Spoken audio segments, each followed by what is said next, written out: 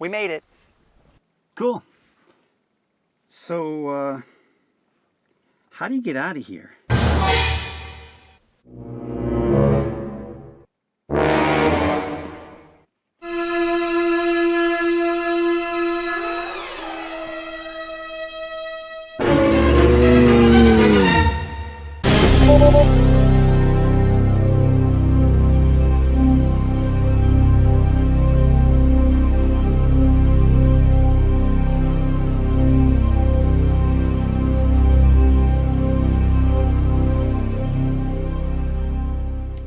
Hello everyone, I'm Frugal Tesla Guy, and one of the many things that we can say about the Tesla Model 3 is that there is nothing normal about getting in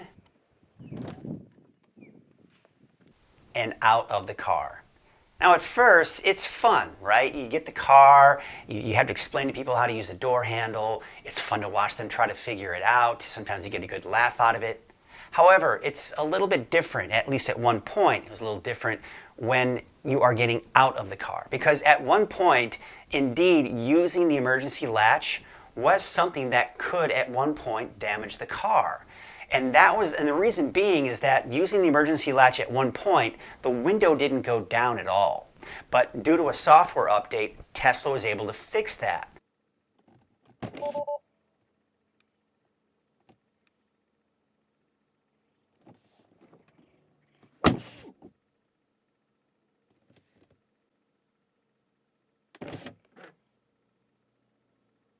However, for some reason, they still felt the need to keep that emergency warning pop up on the screen when the emergency latch was used. Now, I don't know exactly why, because again, the window does come down, and partially it may be because maybe that's a way to deter people from using it on a regular basis. I mean, my guess is that the emergency latch was not designed to be something to be used on a day-to-day basis. Again, that's just all speculation on my part, but that's my best guess as to why you should not use the emergency latch on a regular basis. So again, that all being said, that's kind of the introduction to all of this, because the question is, what can you do to make it easier to help people figure out how to get out of the car? So I took you out here in the garage so I could show you the inside panel of the Tesla Model 3, and you can understand really why people might get confused about how to open the door. Because for anyone who's owned a Tesla Model 3 for any period of time, it just makes sense, and it's common sense, right, to push the button and it opens the door. But here's the problem. There's really no clear marking on it. Yeah, you've got the dash here, but that's the same dash that you have for the levers that open and close the window. Now, most people, anyone really knows that these levers down here open and close a window. It's common sense, it's common knowledge. People use that on a regular basis in everyday cars. But opening a door with a button, that's not normal. And when you just have a dash on here indicating that there's a button there, I think if you're like me, most people aren't just going to push buttons willy-nilly just for the sake of pushing buttons. And especially if you're in someone's fancy car, you don't want to start pushing buttons not knowing the end result. So what can you do to make it easier for people to understand what the button is actually for?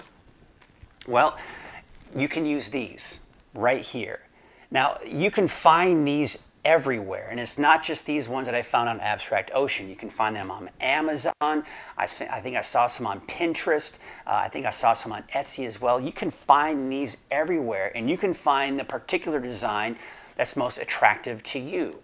So I found this design on Abstract Ocean. I'll be sure to post a link on where to get these in the description below. And so I'm just going to kind of take you through the process. We're going to kind of go through this together, take you through the process of putting these on and see just how difficult or easy it is to put them on. All right, so here's a closer look at the stickers that I got, and we're going to go ahead and put one of these on to kind of show you how easy or difficult it is. So you can kind of see that you have the doors sticking out on each side of the car, so you have to, of course, put the right one on to make sure that it matches. So you've got this white dash here, and there actually is a transparency kind of above the car that you can see there. So you want to make sure that that matches up with that white line. So at night, because that dash does illuminate at night, so you can see it at night. So you want to make sure you can still do that. So I've matched that up, and hopefully my hand wasn't in the way too much there. We'll take a look at some of the others too, but you know, it matched up with the line there, but let's see if we can make it match a little bit better on other spots. Again, my hand I know is completely in the way, but I want to make sure I get this on properly.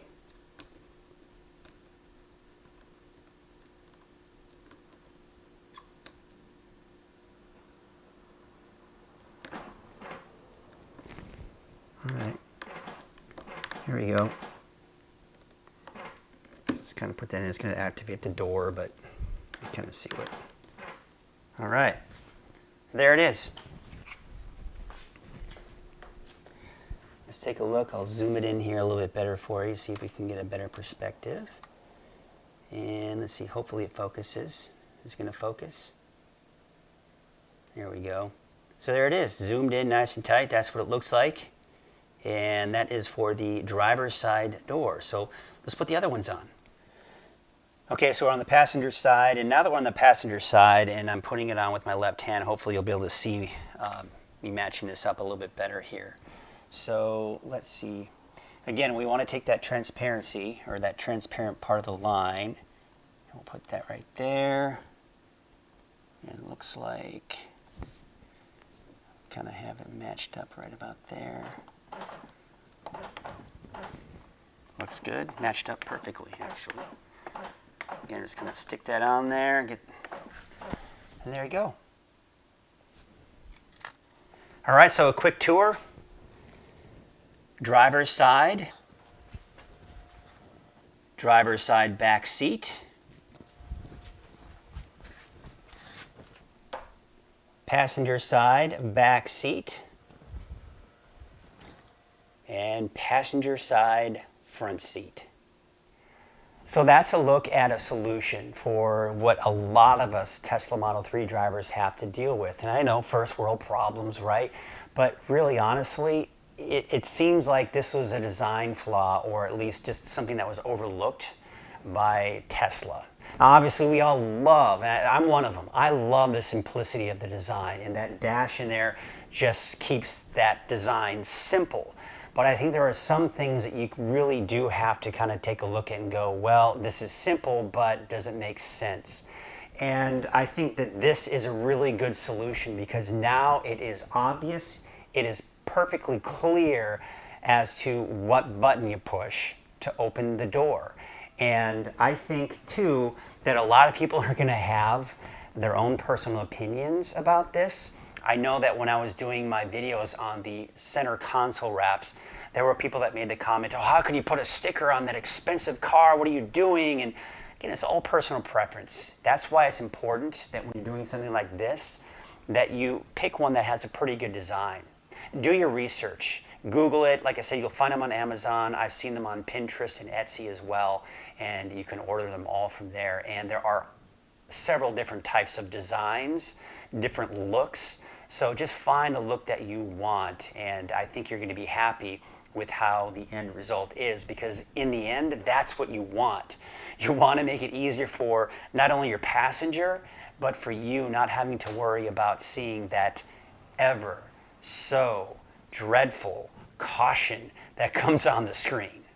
Well, thank you all so much for watching. I've been enjoying doing these videos so much. This is, the first time that I've ever owned a car that I've had this much pride for it. And I want to share that experience with everyone else. And I've enjoyed that. I've also enjoyed people sharing their experiences with me through this channel. It's been a great little community, I think, that we've developed here. So I thank you, all of you that you watch on a regular basis. I thank all of you that subscribe to my channel. And if you want to help support this channel, very easy. Give it this video a thumbs up. Or better yet, you can subscribe to my channel as well. And if, I know that some of you are out there doing the research, you get on YouTube, you watch a bunch of videos, and you're watching so many different people kind of with their perspectives. But if you feel in any shape or form that I kind of help sway you in that direction to purchase a Tesla Model 3 or even a Tesla in general, Well, it'd be greatly appreciated if you use my referral code, and I'll of course post that link and in the description below. So I do want to also take this opportunity. One person has used my referral code, and I want to thank you. Of course, you probably know who you are. I want to thank you for using my referral code. I'm excited for you in whatever it is you purchased, whether it's the Model 3, the S, or the X. So again, thank you all so much for watching. Until my next video, stay positively charged.